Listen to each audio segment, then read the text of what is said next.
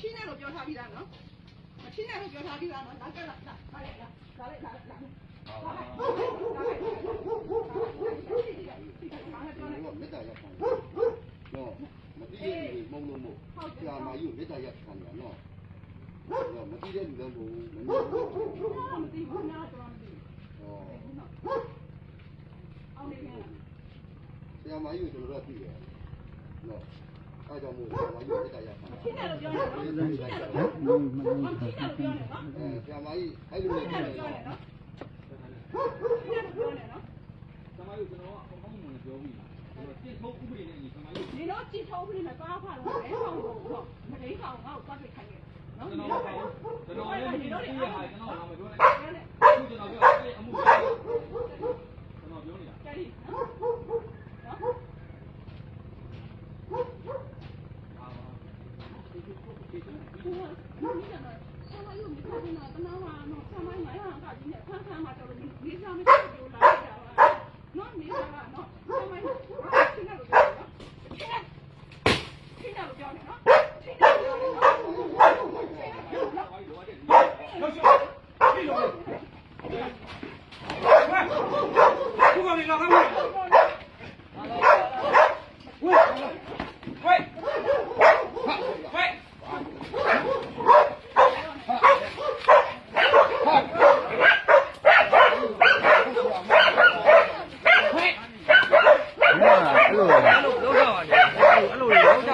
လုံးကြပါနဲ့ကြားရ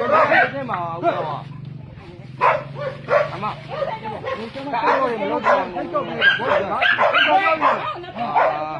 ပြောပါပြောရဒီဘက်ကနေ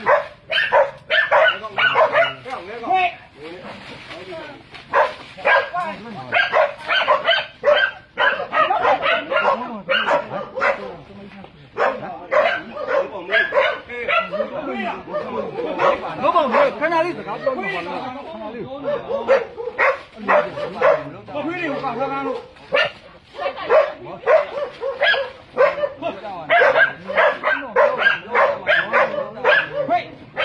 ပါ